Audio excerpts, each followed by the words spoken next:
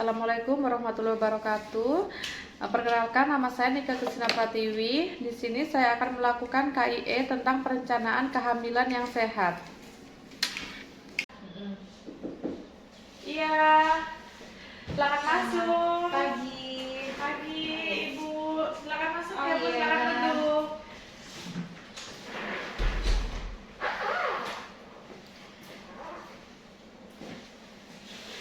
Ya, sebelumnya perkenalkan dulu Bu ya, nama saya dengan bidan Nika. Mohon maaf, dengan Ibu siapa? Ibu Firda. Oh, Ibu Firda. Di sini ada keluhan Kak Bu?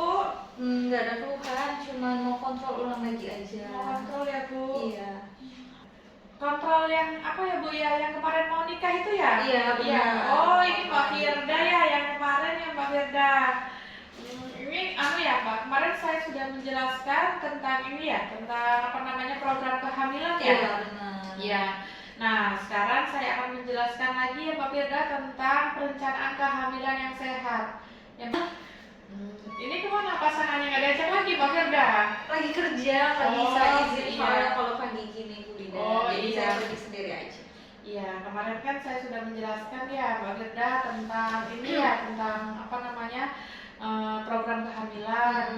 Nah, ini saya akan menjelaskan tentang rencana kehamilan yang sehat ya Mbak Firda ya. Nah, persiapannya itu Mbak Firda, yang pertama ada persiapan psikologis ya Mbak Firda. Jadi ini sudah mantap ya Mbak Firda, nanti kalau habis nikah langsung punya anak ya Mbak Firda ya. Jadi memang harus disiapkan psikologisnya Mbak Firda juga ya. Jadi di hati itu sudah mantap, oh iya saya mau punya anak gitu ya Mbak Firda. Kemudian menghindari hal-hal yang menyebabkan stres. Jadi kalau memang yang ini yang apa namanya mengakibatkan stres itu nggak usah dipikirin ya Mbak Firda ya. Nah, kemudian tidak ada tekanan dari keluarga untuk segera hamil. Jadi ya ibaratnya ya ini aja lah, mengalir aja lah yang bekerja ya, sambil berdoa juga ya, supaya cepat diberi momongan yang bekerja. Kemudian tidak ada tuntutan mengenai jenis kelamin ya, jadi ya sedikasinya aja, tapi kalau memang mau minta mau laki-laki mau perempuan ya berdoa aja sama Allah.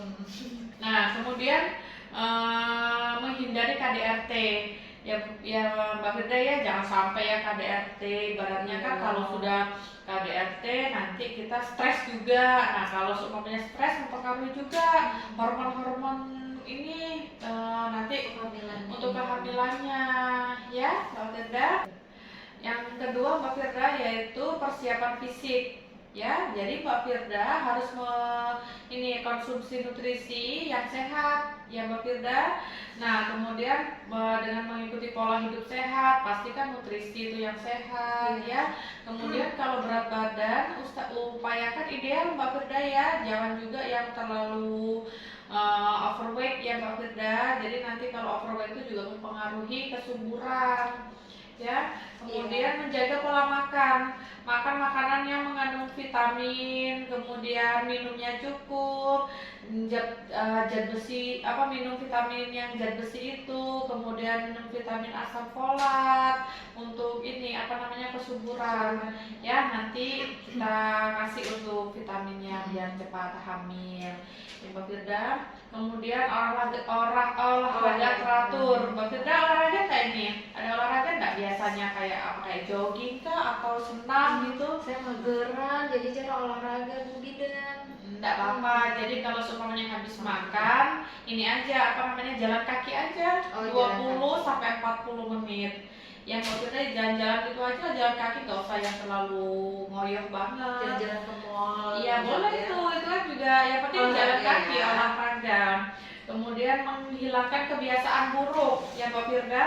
Nah, mohon maaf ini Mbak Firda tidak minuman beralkohol, merokok atau mengkonsumsi narkoba ya?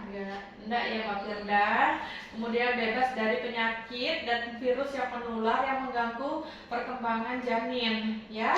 Jadi ini Mbak Firda, memang kalau mau program hamil yang sehat itu memang biasanya kita melakukan tes darah yang namanya tes TORCH untuk mengetahui virus-virus TORCH itu yang ada dalam tubuh. Nah, kalau seumpamanya ada salah satu di antara virus itu biasanya harus diobati sampai tuntas. Nah, kalau nggak diobati nanti biasanya bisa menghambat pertumbuhan janin. Janinnya bisa tumbuh cacat ataupun ada gangguan sama organ dalam bayinya, ya. Kemudian ini nggak usah pergunakan kontrasepsi dulu ya, karena kan memang ini mau program hamil yang cepat ya. Kemudian minimalkan bahaya lingkungan ya, seperti paparan rokok, sinar radiasi, kemudian pakai produk-produk yang ada bahan kimianya, kemudian hewan peliharaan itu yang terutama yang berbulu-bulu ya Mbak Firda, kayak kucing, hamster gitu ya Mbak Firda, karena kan memang itu ada mungkin sejenis kayak kutunya atau apa yang bisa masuk ke tubuh kita. Kemudian ini yang ketiga itu finansial ya. Jadi finansialnya juga harus dipersiapkan ya Mbak Firda. Nah, persiapan sama kehamilan untuk biaya pemeriksaan kehamilan dan membeli kebutuhan ibu hamil seperti makanan yang bergizi, susu, dan suplemen untuk ibu hamil ya. Jadi memang harus dipersiapkan. Nah, ini nanti rencananya kalau mau lahiran Pak, ada asuransinya kan dari suami? Ada. Ya, jadi nanti kalau seumpamanya meskipun pakai asuransi Mbak Firda kan namanya kita juga pasti beli yang kayak baju bayi, beli vitamin, terus beli perlengkapan bayi yang lainnya kan pasti membutuhkan uang ya Mbak Firda ya, biaya. Nah, kemudian Mbak Firda di sini juga saya Mbak Firda sudah tahu nggak persiapan kalau untuk ibu hamil itu apa? Sedikit-sedikit aja sih Bu Bidan, nanti kalau jelasin lagi aja.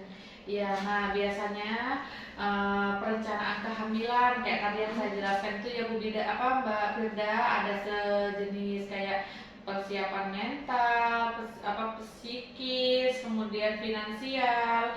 Ya, terus abis itu Mbak Firda nanti kalau seumpamanya hamil sering mengikuti ini kelas hamil ya, kayak kelas yoga, terus nanti juga ada biasanya itu ada kelas untuk perawatan bayi baru lahir. Nah, biasanya kita diajarin apa aja yang perlu dibawa pada saat mau bersalin, kemudian perawatan bayi baru lahir, nah kemudian perawatan ibu hamil, perawatan persalinan,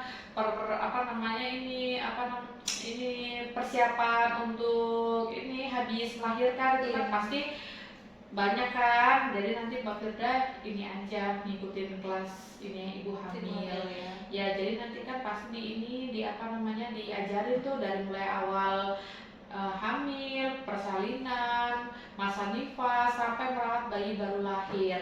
Yang Mbak Firda dari sini ada yang mau ditanyakan Mbak Firda? Udah cukup jelas sih semuanya Bu Bidan, lengkap semuanya. Jadi Mbak Firda, usia reproduksi wanita yang sehat itu antara usia 20 sampai 35 tahun. Nah, apabila ada yang kurang dari 20 tahun atau lebih dari 35 tahun, organ reproduksi ibu tidak baik sehingga dapat mempengaruhi tumbuh kembang bayinya. Ya. Jadi dapat menyebabkan bisa menyebabkan keguguran, kemudian kelainan genetik, bahkan bisa menyebabkan kematian pada bayinya. Jadi memang harus benar-benar disiapkan ya Mbak Firda ya. Iya. Ya, jadi kalau seumpamanya nanti mau program hamil, nah memang harus ada vitamin-vitamin yang Mbak Firda konsumsi. Begitupun waktu hamil. Waktu hamil itu juga Mbak Firda itu juga harus mengkonsumsi setiap hari vitamin asam folat itu. Ya? Sampai sini sudah jelas Mbak Firda? Udah jelas semuanya Bu Bidan. Ada yang mau ditanyakan lagi Kak? Udah semua sih. Nanti kalau ada yang kurang saya balik lagi untuk konsultasi. Oh iya. Ya sudah, kalau gitu terima kasih atas kunjungannya Mbak Iya, Firda. sama-sama. Saya balik dulu ya Bu Bidan. Terima kasih Mbak Firda atas kunjungannya. Waalaikumsalam. Setelah melakukan edukasi, maka kita akan mencatatnya di dalam file.